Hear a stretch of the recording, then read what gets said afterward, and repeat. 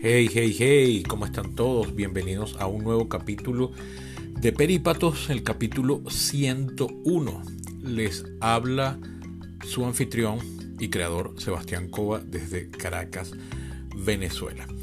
Este capítulo que oirán a continuación está improvisado a la luz de eventos que están, como diría aquel del parche, en pleno desarrollo. Lo estoy grabando la noche del domingo 4 de septiembre para cuando este capítulo salga publicado en la tarde del lunes 5. Algunas de las cosas de las que comentaré aquí ya tendrán respuesta definitiva.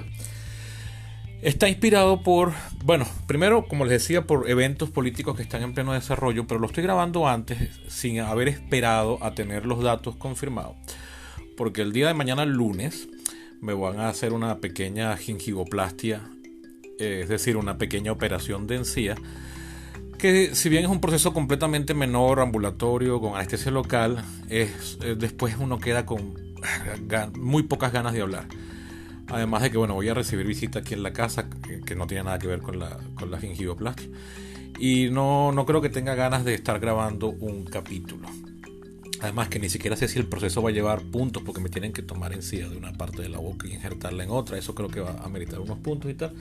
Y la cosa es que es harto probable que no quede con ganas de estar grabando un podcast. Entonces por eso, en previsión, además que durante toda la mañana voy a estar en el odontólogo. Entonces en previsión estoy grabando esto antes, al precio de que los eventos que voy a comentar no han terminado de suceder. Entonces voy a trabajar con data preliminar.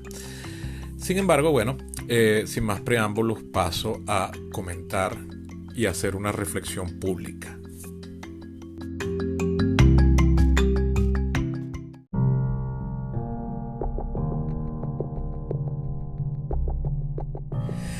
Bien, el capítulo de hoy va a estar dedicado de forma genérica y abstracta al tema de las constituciones, entendidas como estas leyes fundamentales, dirían los románticos, de los pueblos, dirían los abogados, de los estados, que establecen cómo va a ser el estado, cuál es la relación que va a tener con la población, cómo se estructura, cómo se toman las decisiones, etc.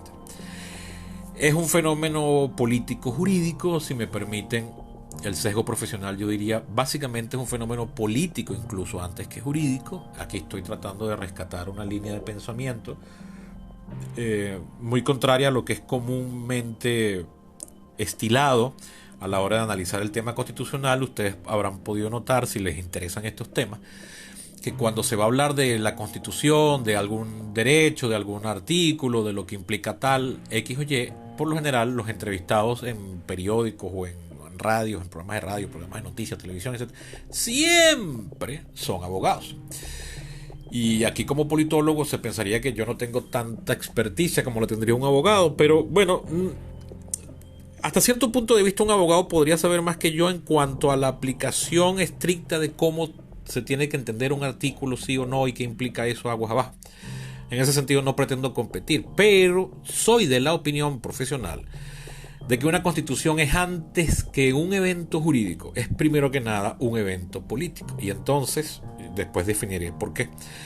Entonces, en ese sentido, no está mal que un abogado pueda venir a explicar un fenómeno constitucional de acuerdo a lo que se refiere a la explicación técnica de qué implica tal artículo y tal, pero antes de eso hay un fenómeno político, y ahí como politólogo pues yo puedo venir a emitir opinión calificada.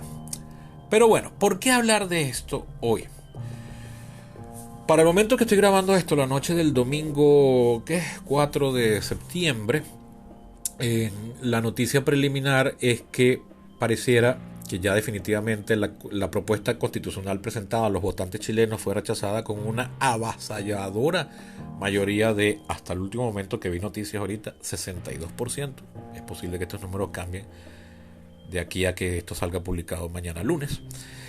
Y luego también del otro lado del Atlántico está la noticia interesante de que en el Reino Unido de la Gran Bretaña e Irlanda del Norte, los miembros inscritos, el porcentaje de la población, o sea, la gente que está inscrita en el Partido Conservador está emitiendo sus últimos votos para determinar quién va a ser la persona que dirija el partido.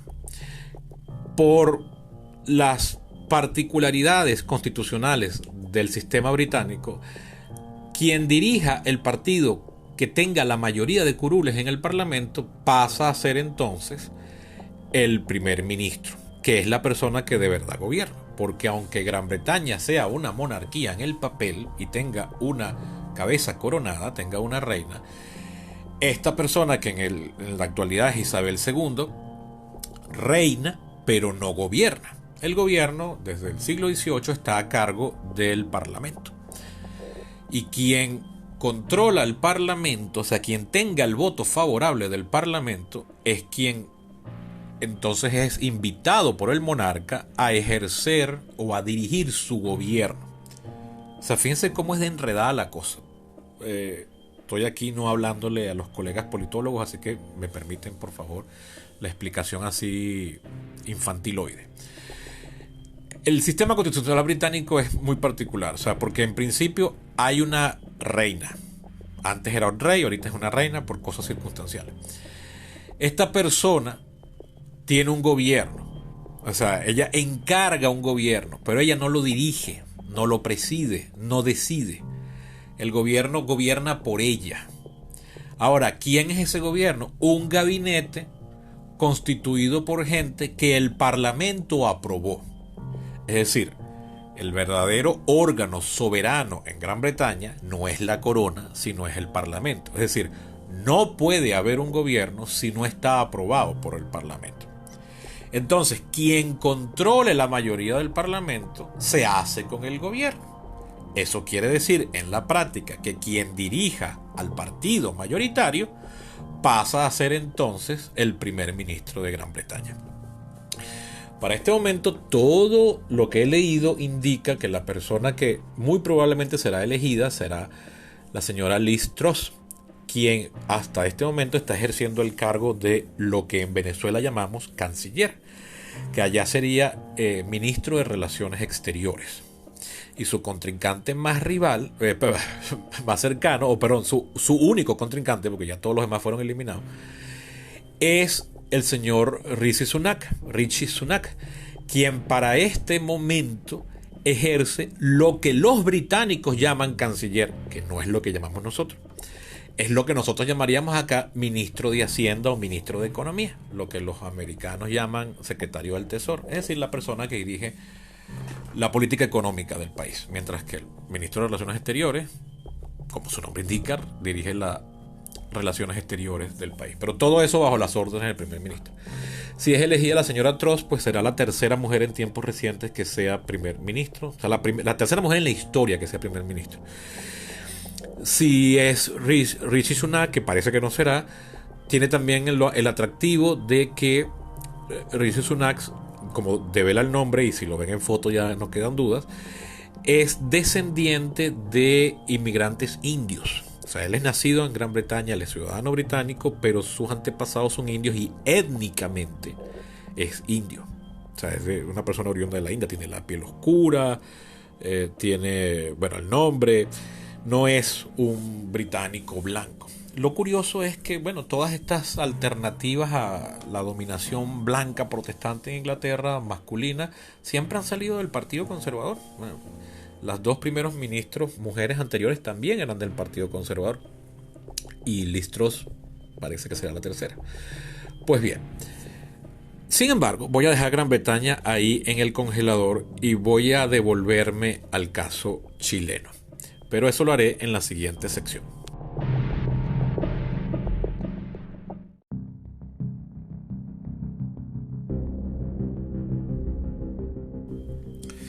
Bien, el caso chileno es el que de verdad me está inspirando este capítulo.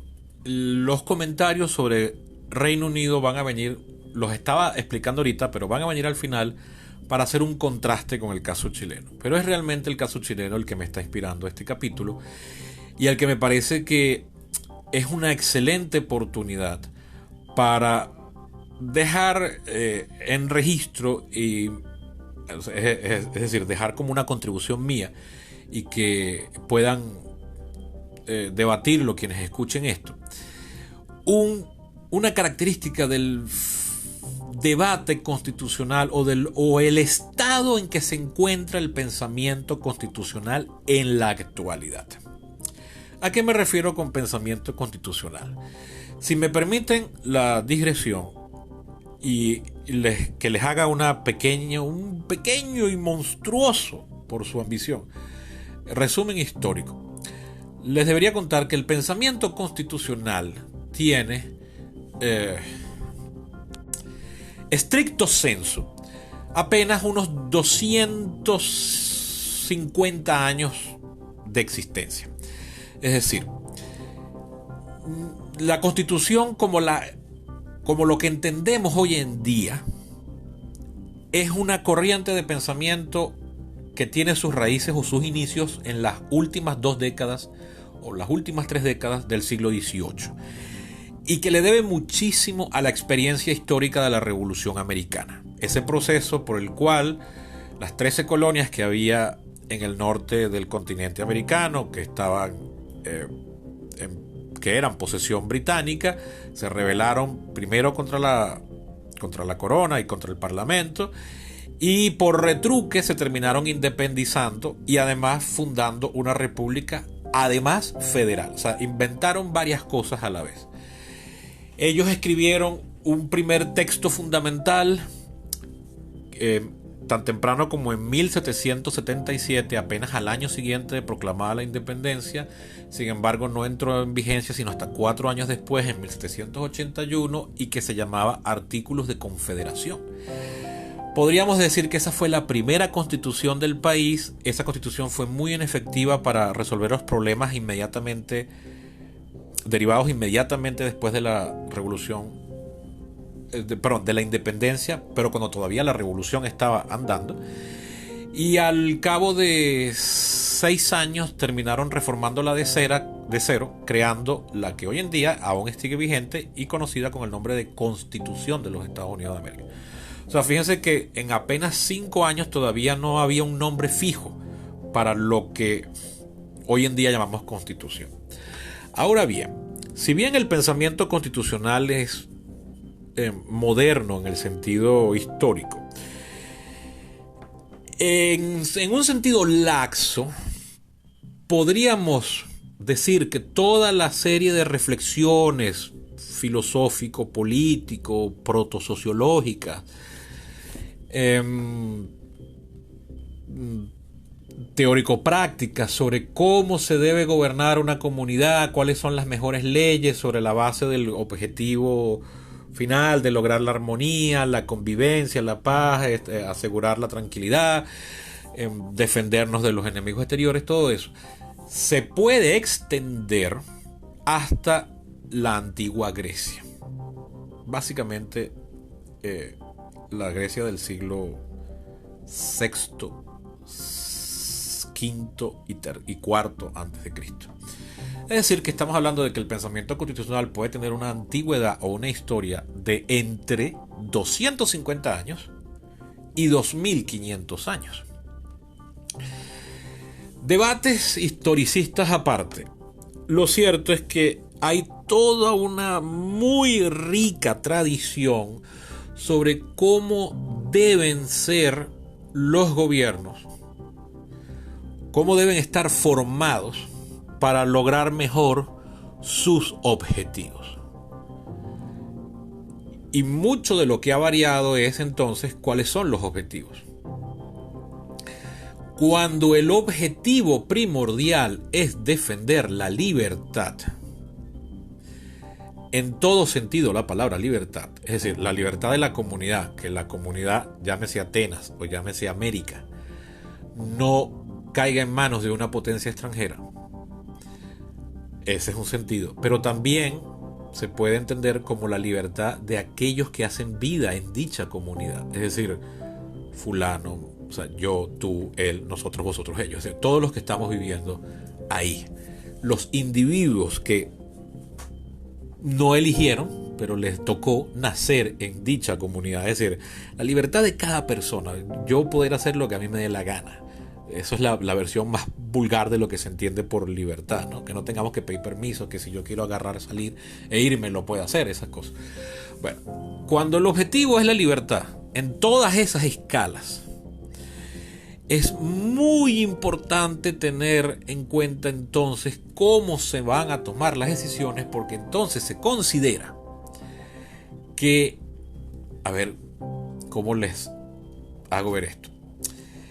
Se tiene la idea, cuando la prioridad es la libertad, que el peor enemigo de dicha libertad es potencialmente el gobierno.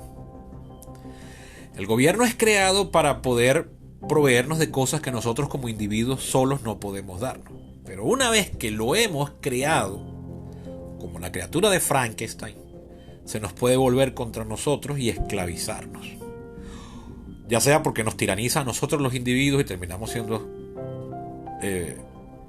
sujetos de opresión por parte del Estado, el caso más extremo es el totalitarismo.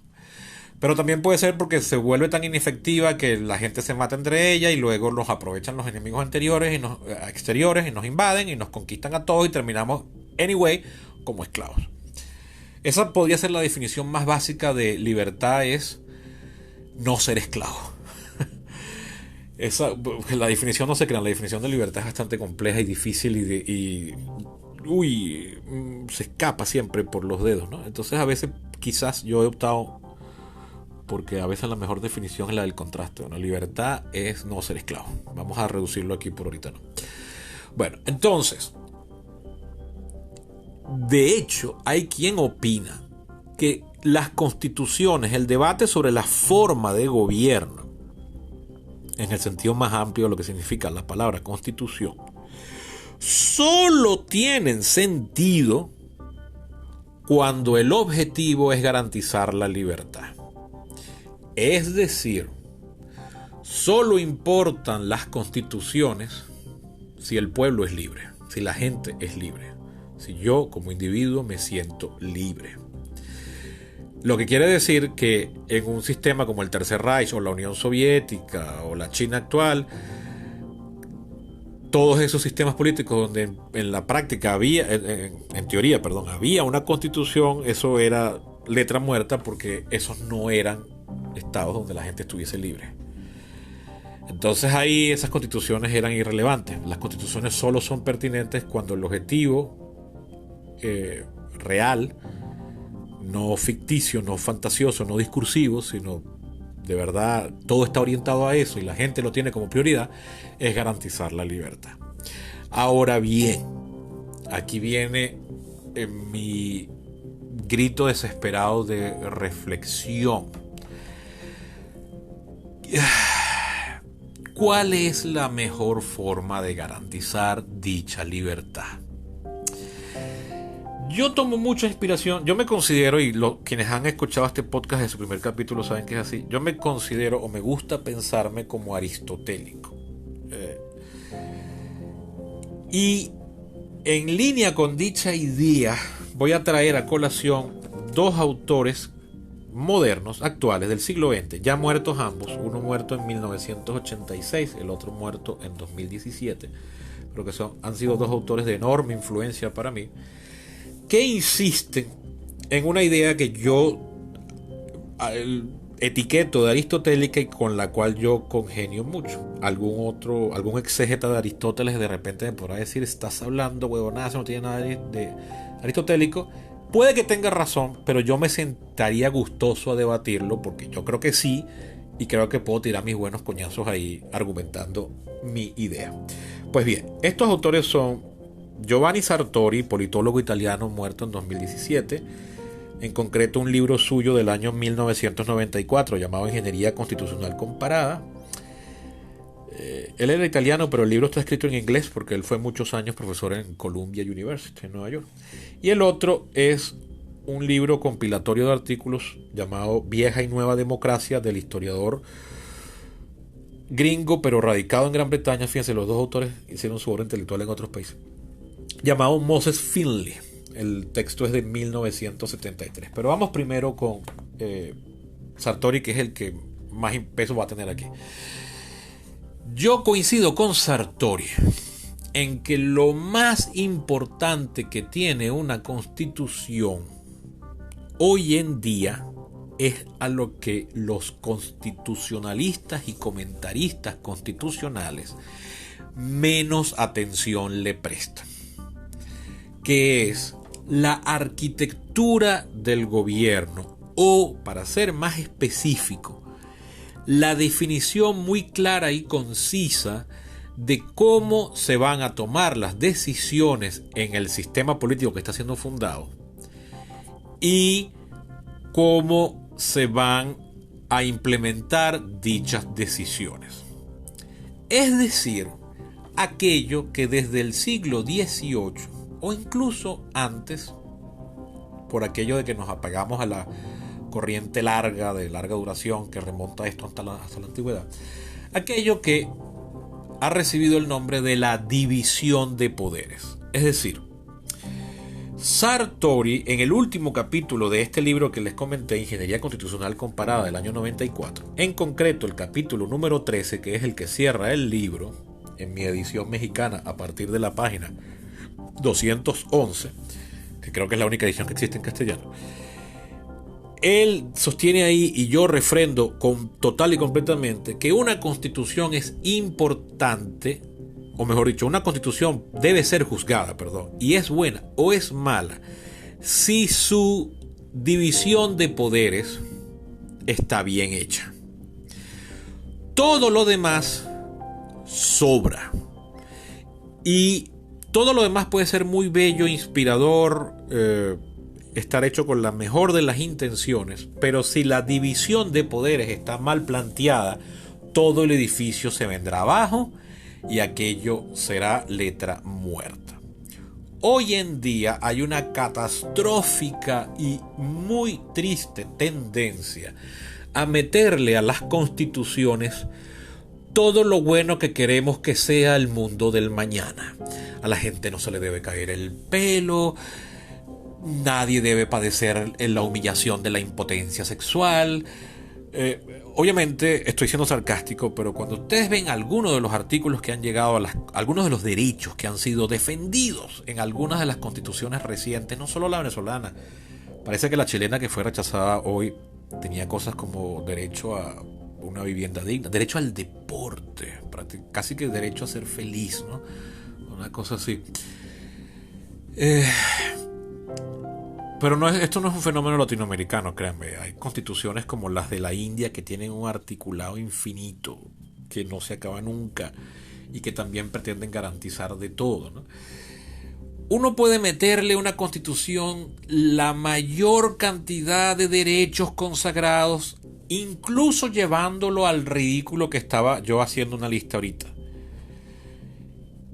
Con toda la mejor intención del mundo y toda la mejor disposición para que eso funcione, pero esa constitución va a terminar siendo inefectiva si la parte más esencial e importante, lo que la define, está mal hecho.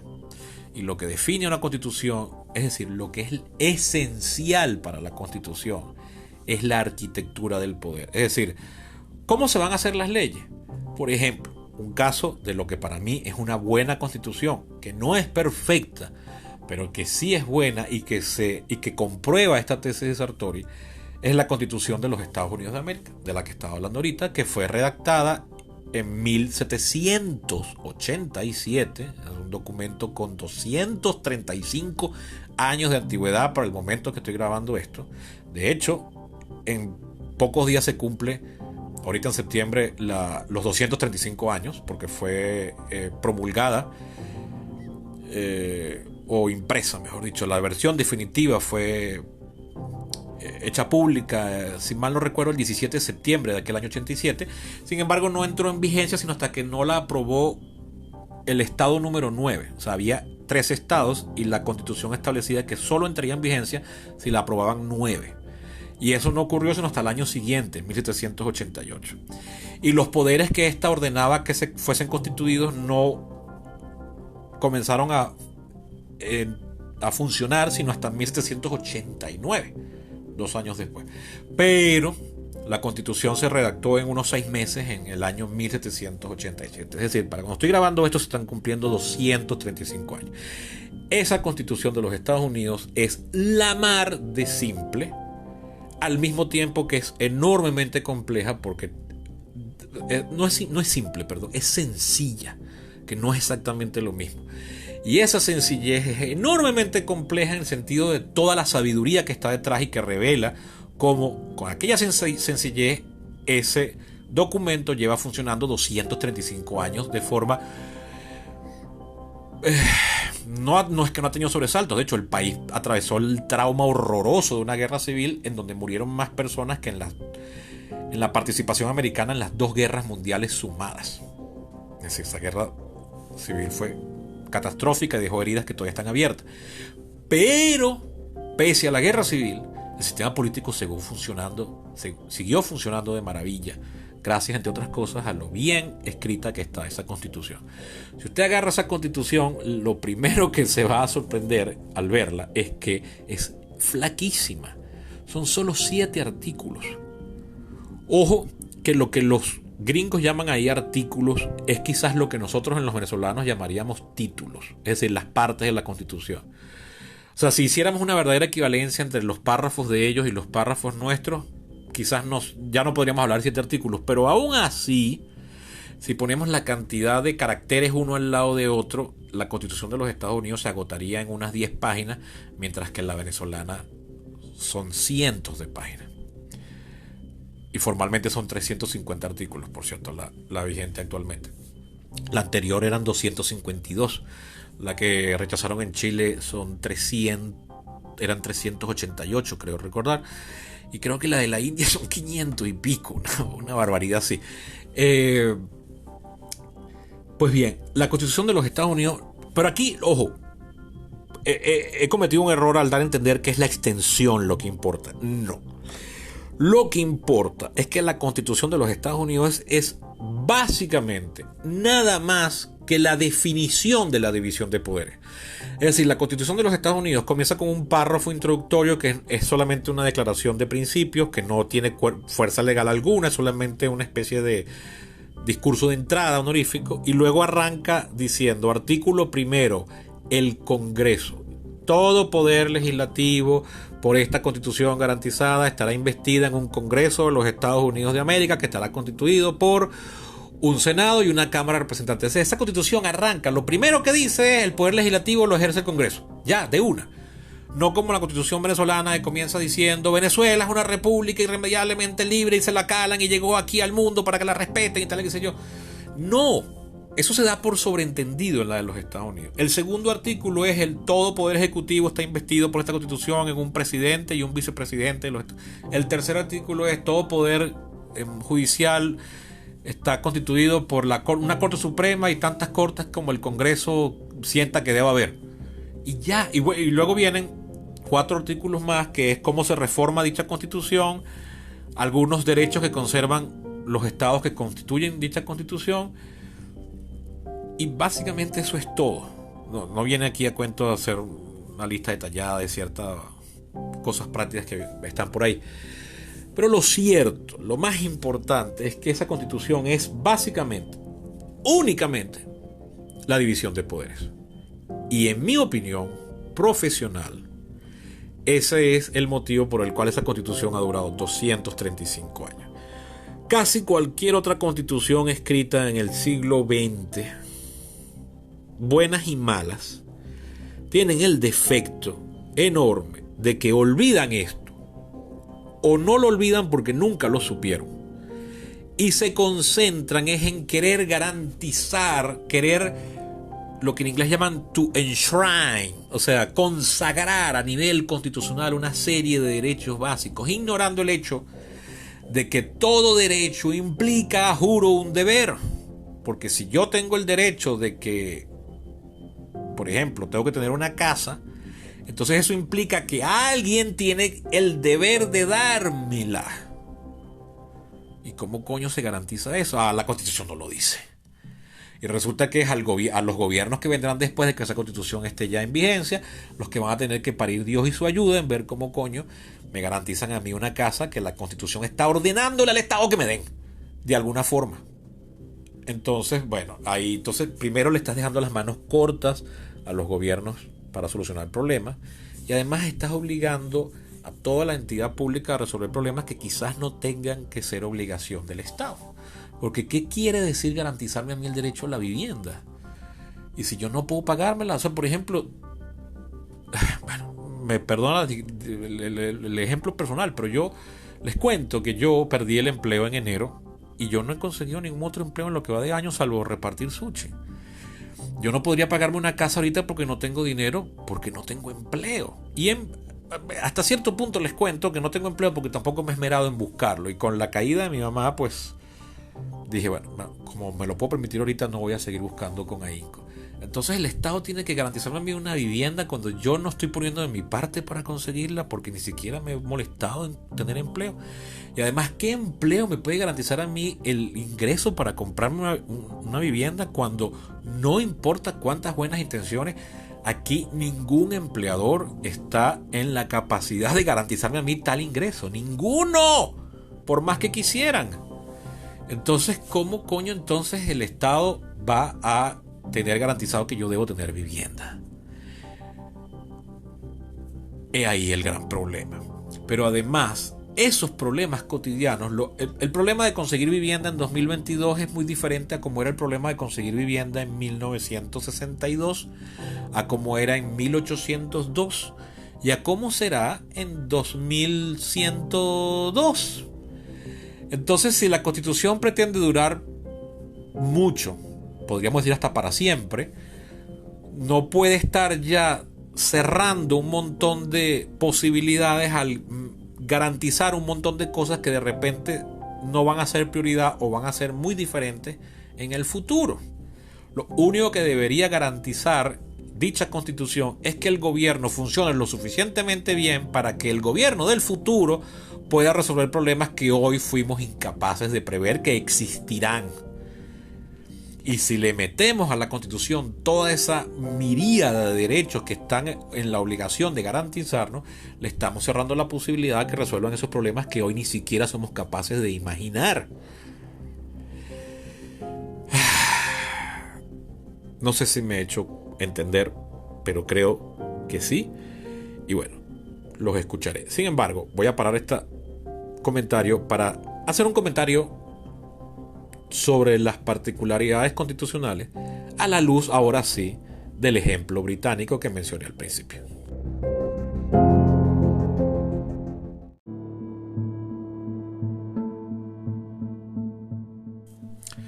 Bien, Gran Bretaña. Como politólogo, a mí el sistema político británico me parece fascinante, entre otras cosas, por su absurdo.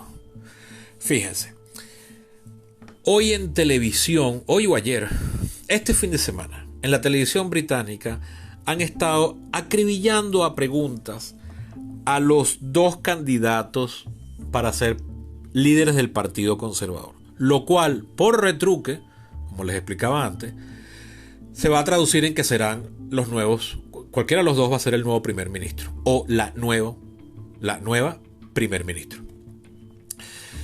Sin embargo, no es una elección nacional abierta. Ahí no están invitados a votar todos los británicos con derecho al voto, que es todo ciudadano británico mayor de edad. No. Eso es una elección interna del Partido Conservador, que es el partido que controla la mayoría en el Parlamento. Solo son miembros del Partido Conservador alrededor de 150,000 ciudadanos británicos que se tomaron la molestia de inscribirse en el Partido Conservador. Tendrán una serie de obligaciones básicas. De repente tienen que hacer algún aporte económico, algo así, que no será gran cosa. Y bueno, deberían asistir a convenciones, esas cosas, están informados, pero no creo que tampoco sea eso tan estricto. Y tienen el derecho al voto. Solo 150,000 en un país de varias decenas de millones de habitantes. Claro, en una elección general no votan todos los habitantes de un país. Algunos son extranjeros, sin derecho al voto. Otros son menores de edad. Entonces, bueno, vamos a poner que en Gran Bretaña que creo que la población es alrededor de 65 millones de habitantes, deben tener el derecho al voto entonces alrededor de unos 40-45 millones. Vamos a ser súper conservador con la estimación, o sea, súper mínimos, para no usar la misma palabra que se refiere al partido.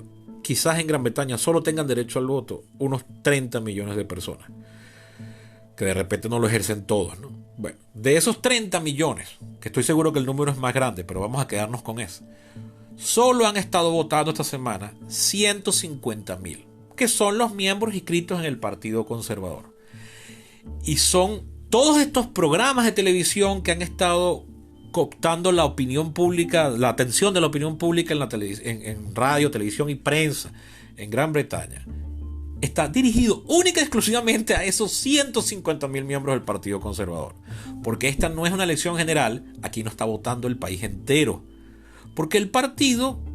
¿Por qué? Bueno, porque la ley establece que las elecciones son cada 5 años. La última elección fue en 2019, no hay que llamar a una nueva elección. Lo que pasó es que el que dirigía el partido renunció porque el partido se arrechó con él, porque tuvo una actitud que al partido le pareció indecorosa. Entonces él dijo, bueno, que yo renuncio y dirijo esto mientras ustedes escogen a mi sustituto. Y entonces el partido está escogiendo a su sustituto. Eso es todo. Por eso es que están habiendo todo ese proceso político. Cuando uno lo analiza en frío, a la luz de los principios que hoy en día consideramos más importantes, como les decía antes, el principio rector de este sistema político al que hoy tenemos tan estimado es la libertad. Como consideramos que la libertad es lo más importante, si nos ponemos a la luz de eso, podríamos decir, oye, pero si la libertad es lo más importante y la garantía de la libertad es un sistema democrático donde la división de poderes esté estrictamente definida, ¿qué coño están haciendo en Gran Bretaña? No me están defendiendo mi democracia, mi libertad, porque los únicos que están votando son 150.000 conservadores y yo no tengo ni voz ni voto en ese entierro por no ser conservador. Me indigno. ¿Qué bolas tienen esta gente? Pues resulta, y esto es lo que quiero traer a colación, y esta es la idea que quiero tomar de Moses Finley en su libro Vieja y Nueva Democracia. El verdadero título en inglés es Democracy Ancient and Modern. Es en el primer capítulo, el capítulo que se llama Dirigentes y Dirigidos. Él dice ahí, en un largo capítulo donde se dedica a hacer explicaciones del sistema político ateniense y cómo se escogían los cargos y cómo se tomaban las decisiones. Él dice en un punto, lo estaba buscando ahorita pero no lo encontré, sin embargo lo puedo parafrasear perfectamente, que no importa el sistema político, todas las complejidades y defensas. Esto sería un comentario que, sin proponérselo, le hace en respuesta a Sartori. No le hace en respuesta porque está escrito 21 años antes, ¿no? Pero para la línea política que yo quiero defender aquí sí es una respuesta indirecta. Es decir, Sartori dice que lo más importante para defender un sistema político, para entender un sistema político y juzgarlo, es la división de poderes. Y yo les agregaba diciéndole que la división de poderes solo tiene sentido en un sistema político donde la prioridad es defender la libertad. Bueno, dice Moses Finley que tú puedes tener la mejor arquitectura del poder, el mejor diseño constitucional, pues vamos a decirlo así, la mejor ingeniería, para usar la frase de Sartori. Eso tampoco va a servir de nada si la gente, es decir, el pueblo, los gobernados, los que participan de ese sistema político en la doble caracterización de gobernados y gobernantes, no creen en el sistema. Es decir, si aquello que a todas luces es absurdo no les parece absurdo y están de acuerdo en que esas sean las reglas y que se escojan así los gobernantes y se tomen así las decisiones, aquello no funciona. Es decir, que lo que está en la base de todo el edificio, no solo de la teoría constitucional, sino incluso del pensamiento constitucional, o incluso antes que eso, de todo sistema político, la base de todo idea política, es que la gente crea que eso que se está acordando es válido y tiene sentido que sea así y lo voy a defender. Porque al fin de cuentas, un ordenamiento político es una ficción, es un invento que tiene que amalgamar y llegar a un compromiso con una serie de intereses a veces muy distintos, muy contrarios unos de otros, porque una sociedad engloba gente con intereses, criterios, opiniones, formaciones muy diferentes. Entonces, poner de acuerdo a toda aquella gente para que no se maten entre ellos implica una serie de compromisos que pueden llegar a ser absurdos. Porque de hecho, casi cualquier compromiso es absurdo. O en buena medida tiene ciertos elementos de absurdidad. No sé si esa conjugación es válida. Entonces tienen que mantenerse o montarse sobre una ficción, sobre un acuerdo que incluso a veces es ridículo. Pero si la gente le parece que está bien y funciona así, entonces es válido y ya a partir de ahí viene todo lo demás. Es decir, sí, mi idea principal está de acuerdo con Sartori. Lo más importante de una constitución es su definición de la división de poderes, de cómo se van a tomar las decisiones. Es decir, ¿qué es la división de poderes? Básicamente, bueno, el Estado, el ente público, solo puede regirse por el principio de legalidad. Es decir, solo puede hacer aquello que esté estrictamente definido por la ley. Entonces lo importante es cómo se hacen las leyes. Bueno, entonces las leyes van a ser emitidas o redactadas por una entidad que tiene el poder de legislar, pero va a ser implementado por otra entidad que tiene la potestad de ejecutar lo que escribió el otro, que no sean el mismo. Pero fíjense ustedes que en el sistema político británico, en la práctica, el ejecutivo y el legislativo son lo mismo, son el parlamento. El parlamento es poder ejecutivo y poder legislativo a la vez. Y sin embargo, no es un sistema político autoritario ni tiránico. Es decir, que incluso la sagrada división de poderes no es tan estricta así. O sea, es estricta en los Estados Unidos, pero es súper borrosa al punto de que para los efectos prácticos no existe en el sistema político británico. Y ninguno de los dos es uno más tiránico que el otro. No lo es. Entonces, antes incluso de juzgar cuán bueno es una división de poderes, y la división de poderes de los Estados Unidos es bastante buena, no es perfecta, les podría señalar 2 o 3 errores, pero que no vienen a cuento y confundirían si los meto. Incluso antes que eso, lo importante es que la gente sienta que ese arreglo al que se llegó ahí es válido y yo estoy de acuerdo que funcione. Fíjense, en el caso de los Estados Unidos, una de las cosas que la arquitectura del poder tiene rara y que es lo que hace que mucha gente nunca entienda el sistema político de los Estados Unidos y no le gusta cómo funciona e incluso lo cataloguen de ser antidemocrático, es que uno de los poderes, el ejecutivo, no es electo directamente por el pueblo, sino es elegido por un colegio electoral que solo se convoca estrictamente para escoger al presidente, y una vez escogido se disuelve cada 4 años. O sea, eso tiene una duración de 1 mes y ni siquiera se reúnen, no deliberan. ¿Ok? Eso es a todas luces absurdo, pero al grueso de los ciudadanos americanos, siempre habrá excepciones por supuesto, les parece que está bien y que tiene sentido. Entonces ya eso ha permitido que ese sistema funcione, pese a que incluso en principio sí es antidemocrático. O sea, quien señala eso no se equivoca. Lo que pasa es que tú no vas a jugar a todo el sistema solo por eso, que eso es lo que es estúpido, y ahí es donde sí se equivocan. Pero si tú estrictamente analizas la elección del presidente, sí es cierto, mira, no es democrática, porque incluso tampoco es necesariamente antidemocrática, pero a rato sí puede serla, porque puede salir electo aquella persona que no fue voluntad de las mayorías, como de hecho ha pasado 5 veces ya. Pero ellos consideran que eso es válido y puede suceder y no importa, por más que me arreche. Porque, bueno, esa ficción que ellos crearon, que es la Constitución, ellos la consideran válida. Pero entonces, ¿qué es lo importante aquí? Bueno, Primero es cómo diseñas el poder, qué órgano tiene que hacer qué y para qué. Todos los demás derechos sobran, o en todo caso, sobran en la cantidad en la que se los están metiendo. No está de más, Sartori lo dice y yo estoy de acuerdo, en que uno que otro derecho está escrito en la Constitución porque, mira, la redundancia no está de más, ¿no? Okay. Por ejemplo, que se garanticen cosas como no se le va a restringir el derecho al voto a nadie por su fe o por su religión. Nadie puede ir preso por emitir una opinión que al sistema político no le guste. Ese tipo de cosas no está de más que estén puestas en la Constitución.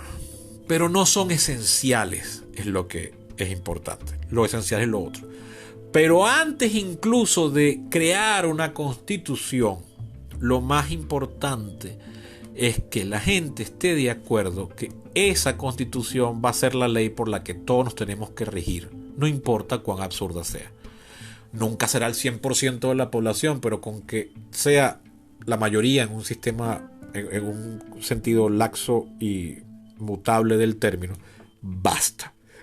Con eso basta. Por eso es que yo soy de la opinión, de lo que les decía al principio, que las constituciones, antes que ser fenómenos jurídicos y que pasen a ser explicadas por los abogados, que está bien que lo sean, pero más adelante, primero está este fenómeno sociopolítico. Una constitución es primero que nada un acuerdo político, y como acuerdo político va a tener cosas absurdas, cosas locas, cosas que no nos van a dejar contentos a todos. Pero como te dejan contento a ti algo y a mí me deja contento a mí esto otro, entonces estamos de acuerdo en esto básico.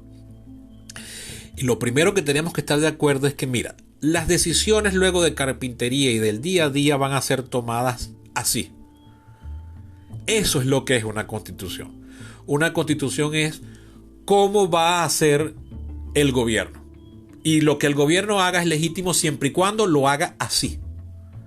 Ese es el primer acto de ficción. Ese es el primer acto. Es que no es casi ni. O sea, está entre sociológico, psicológico, antropológico. Pues, o sea, es que nosotros creamos que eso tenga sentido. Es como. Mutatis mutandis, como un acto religioso. Es decir, es un artículo de fe.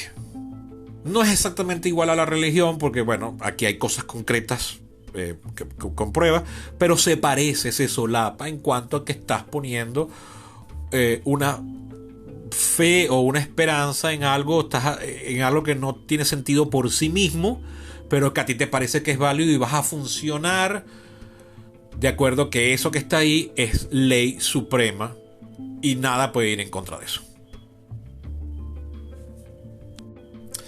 Entonces, a la luz de esto que acabo de decir, fíjense que el ejemplo británico funciona aquí para demostrarnos que aunque lo que está sucediendo en Gran Bretaña no es en absoluto democrático, la gente acepta esas reglas porque le parece que están bien. Puede que llegue un día en que ya eso no lo acepten más y lo cambien. Y eso está bien. Que lo acepten por ahora también está bien, porque lo importante es el hecho sociopsicológico, sociopolitológico, psicopolitológico, de que la gente está viendo algo en lo que no está pudiendo participar, pero le parece que eso esté bien, que sea así y lo acepte. Hoy en día son más personas en Gran Bretaña las que no están pudiendo participar en esta elección concreta que se va a definir que ya estará definida para cuando este podcast sea publicado. Pero esa gente, habrá quienes dirán que qué absurdo, que tal, pero el grueso de la población lo acepta. O sea, no van a salir a incendiar las calles, porque incluso quien esté en contra, radicalmente en contra de que sea así como se esté dirimiendo la situación política actual de Gran Bretaña, no va a salir a incendiar el país ni a iniciar una revolución para eso.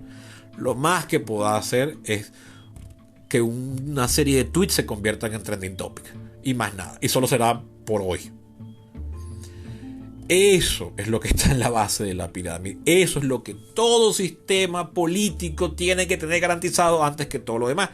Lo que pasa es que todo lo demás ayuda a garantizar eso primero. Entonces es una constante dinámica entre los principios básicos y luego la puesta en práctica de dichos principios básicos.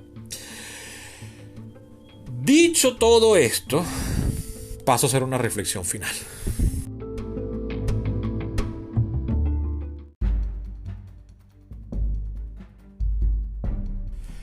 Wow. Me río porque ya este capítulo se está acercando a la hora. Si no es que ya la llegó ya. Y yo pensé que iba a ser como de 20 minutos. Bueno, siempre me pasa, siempre digo lo mismo, no tengo remedio. Ok. La reflexión final es la siguiente.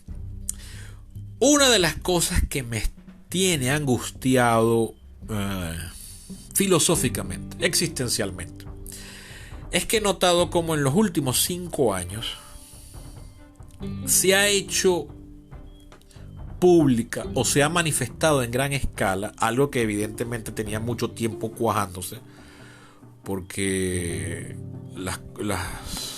es decir, a nadie le da un infarto con el corazón en perfecto estado, ¿no? Si te da un infarto, tú tienes que tener años con aquellas arterias llenándose de ateromas de colesterol. No es de la noche a la mañana. Bueno, igual. Este fenómeno que voy a comentar a continuación no surgió de la nada en 2016. Pero en 2016 ya había alcanzado la masa crítica para que lo viéramos y dijéramos mierda. Y como el infarto, nos lleváramos las manos a la cabeza y dijéramos coño, de haber sabido. Que es que todo este acuerdo cultural sobre las reglas básicas en muchas partes del mundo está mostrando signos de agotamiento y resquebrajamiento. En concreto, por ejemplo, el caso que a mí más me preocupa de todos es el de los Estados Unidos, por el rol geopolítico que los Estados Unidos lleva jugando en el mundo desde su fundación hace 246 años, en 1776. La influencia de los Estados Unidos ha sido enorme desde el mismo momento en que se fundó. O sea, surge los Estados Unidos a través de la Revolución Americana e inmediatamente hay una revolución en el país de Europa más importante de ese momento, que es Francia. Y hay una revolución en buena medida porque hubo una revolución en América. Y luego eso retruca otra vez para acá y entonces hay una revolución en los países de Hispanoamérica. O sea, en la otra América, la que habla español, que somos nosotros. Y luego eso va otra vez para otro lado y así. Y bueno, los Estados Unidos es el que define el triunfo de las democracias liberales en las 2 guerras mundiales. Los Estados Unidos es el que ha producido la mayor cantidad de innovaciones, es el garante del orden mundial actual, gústenos o no. Tiene cosas que me gustan, tiene cosas que no. Pero definitivamente lo prefiero a todas las alternativas que han sido planteadas en los últimos 100 años. Eso ha sido gracias a los Estados Unidos. Y que por supuesto se podría hacer muchísimo mejor, pero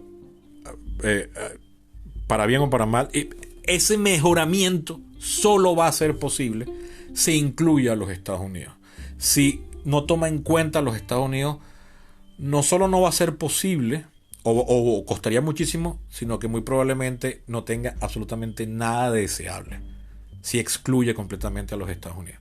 Bien, pero lo cierto es que para los efectos, a mí me angustia ver cómo en los Estados Unidos, pero no solo en los Estados Unidos, porque esto también se está viendo en otros países, solo que en ningún otro país occidental con el dramatismo con el que se está viendo en los Estados Unidos, y eso es lo que me angustia. Porque si eso estuviese pasando en Alemania sería triste, pero no es Estados Unidos. Pero que sea Estados Unidos, que es tan clave y tan esencial para el orden del mundo actual, pues me pone nervioso. Y es que, bueno, esto está pasando, esto que les decía en las secciones anteriores, se está poniendo en duda los principios básicos fundamentales sobre el orden constitucional. Entonces ya no importa cuán buena sea la Constitución de los Estados Unidos, que como ya he dicho repetidas veces, no es perfecta y podrían mejorarla muchísimo. En particular, podrían quitarle esa elección en segundo grado al presidente. Pero el punto es que no importa cuán buena cuán bien la reformen si tú vas a patear la mesa y a decir que hubo fraude cada vez que pierdas. Porque una de las cosas que ha definido la estabilidad de los Estados Unidos no es lo bien redactada que está la Constitución. O sea, no es solo lo que dice Sartori. Sí, la Constitución está bien redactada, por más que no sea perfecta. Eso es clave. Pero es aquí más lo que dice Finley, que pese a lo buena que está redactada la Constitución, lo que está antes que eso es que el sistema ha funcionado bien, porque cuando un bando perdía decía, bueno, qué cagada, perdí, gobierna tú que yo vendré después. Y a veces ese yo vendré después no eran 4 años después, eran 8, eran 16, a veces eran 20. O sea, en los Estados Unidos ha habido periodos de dominación de un solo bando que pueden ser hasta de 20 años o hasta 30 años. Y ha pasado varias veces.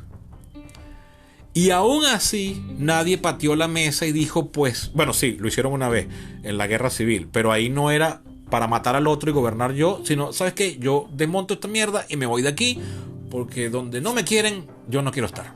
O sea, era más como un divorcio.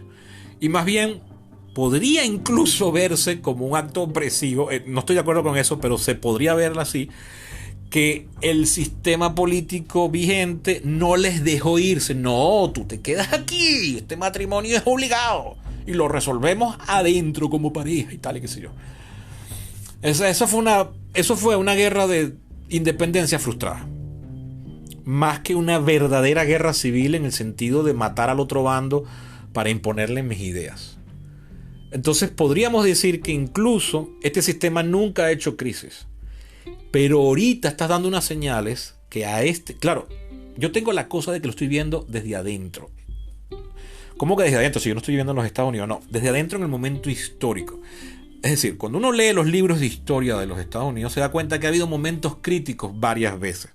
Pero como los estoy viendo desde la perspectiva histórica, es decir, los estoy viendo desde afuera, es a lo que llamo afuera adentro, es la distancia histórica, pues pareciera que no eran tan graves, los resolvieron, salieron a eso al paso. Pero claro, cuando lo lees en un libro de historia, esa resolución está, o sea, al comienzo de la página hablan de la crisis y luego 2 páginas más adelante hablan del final de la crisis. Entonces yo en 1 minuto o 2 minutos o 3, 5 minutos resolví la crisis. Pero no es lo mismo cuando estoy adentro, en perspectiva histórica, que lo estoy viviendo en mi lapso de vida, en mis 43 años he visto cómo el sistema político ha pasado por una crisis y luego ha entrado en otra, y digo, mierda, esto no se va a acabar nunca, nada se acabó. Es decir, no es lo mismo leerlo en un libro de historia en 2, 3 páginas que vivirlo en mi vida de 40 y pico de años. Entonces, ese es un sesgo que puede estar teniendo este análisis. Pero incluso siendo conscientes de ese posible sesgo, bueno, estoy seguro si lo es, a mí sí me preocupa que lo que está pasando ahorita allá, y que no es exclusivo, se está viendo en otras partes, es decir, eso se está viendo en Venezuela, eso se está viendo en otros sitios, pero como lo que pasa en Venezuela no va a alterar el mundo, pero lo que pasa en Estados Unidos sí, pues me voy a concentrar en los Estados Unidos. A mí me preocupa que hoy en día está creciendo un ataque a los principios fundamentales que rigen la división de poderes de los Estados Unidos, como no había sido visto nunca en los 235 años de funcionamiento continuo de dicho sistema político. Y eso es angustiante porque ahí ya no hay reforma constitucional que valga si la gente va a creer siempre que dicha reforma está hecha por los malos, por el Estado oculto, por una cabal internacional o por cualquier absurdo, por la derecha reaccionaria, por el empresariado, por los millonarios, por la izquierda extrema, por Black Lives Matter, por la Christian Right, por lo que sea. Si siempre vas a sospechar del otro al punto de que absurdamente lo crees capaz de todo, parece mentira, le atribuyen poderes divinos. Pero entonces aún así te metes en esa contienda, que es lo que no tiene absurdo, es lo que digo que parece mentira. No tiene sentido, porque entonces cada vez que algo pase que no te guste a ti vas a justificarlo con una idea de que este sistema no sirve, que es una mierda, que tal y qué sé yo. Entonces dicho esfuerzo por la convivencia política no tiene sentido porque tú no crees en la convivencia política, tú solo crees en la eliminación del contrario. Ergo, tú no crees en la política, porque la política es el tener que ver cómo coño me las arreglo yo para vivir con gente con la que no me llevo bien o del todo. Política no es que todos estemos cantando canciones del Puma agarrados de las manos unos a otros conmigo. Eso no es política. Eso es un mundo sin política. Pero un mundo sin política implica que entonces es un mundo sin diferencias, y un mundo sin diferencias no existe. Porque yo, por el simple hecho de estar sentado aquí, en este ángulo en el que estoy sentado y no en otra posición, ya soy una persona diferente a quien está oyendo esto. Y nunca vamos a poder estar enteramente de acuerdo. Entonces yo tengo que convivir con ustedes. Y esa necesidad de convivir, una de las formas de convivir es la política. Y la forma más excelsa y elevada de política es la democracia. Y esa vaina es un peo, porque está arriba en la punta de la pirámide. Si todo lo que está abajo no funciona, pues es imposible llegar allá. Entonces, si los principios básicos que están en dicha pirámide ya se resquebrajan porque la gente no cree en la pirámide, entonces todo lo demás no tiene sentido. Y eso me tiene profundamente nervioso, angustiado, como ustedes no tienen una idea. Eso me quita el sueño y estoy siendo literal. O sea, yo a veces veo noticias y después no puedo dormir. Posiblemente esto sea una de las formas de hipocondría que me atribuye Guillermo, que es tan pesado y amargado. Él solo puede tener la razón, él y nunca la pueden tener los demás. Guillermo es mi socio, por supuesto, en este podcast. Quizás sea eso. Ojalá tenga razón, coño de la madre, y yo me estoy perdiendo el sueño de gratis. Pero ¿saben qué? Creo que no, porque sé que él también pierde el sueño por esta vaina. Eso fue todo por hoy. Hasta la próxima.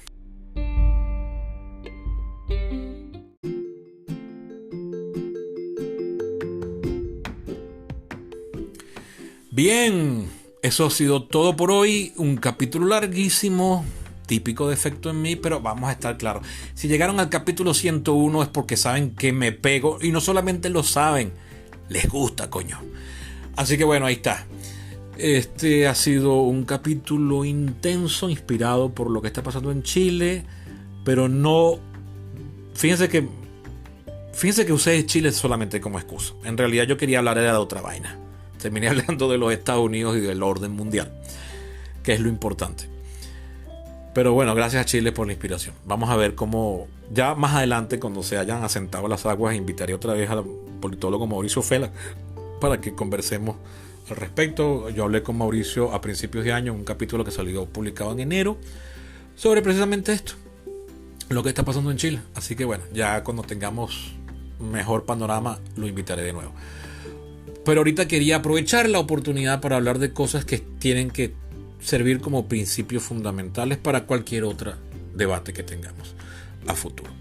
Recuerden que esta experiencia sonora que acaban de escuchar es posible gracias a su aporte. ¿Y cómo pueden aportar ustedes? Bueno, yendo a mi Patreon, se escribe Patreon, como suena, patreon.com/peripatos, y ahí verán en ese enlace que está aquí en la caja de información todas las instrucciones para donarme $1 mensual como base. Pueden donar más, los invito, incluso les abro la oportunidad de donar más, pero apenas con $1 mensual me pueden estar ayudando para hacer más capítulos como este.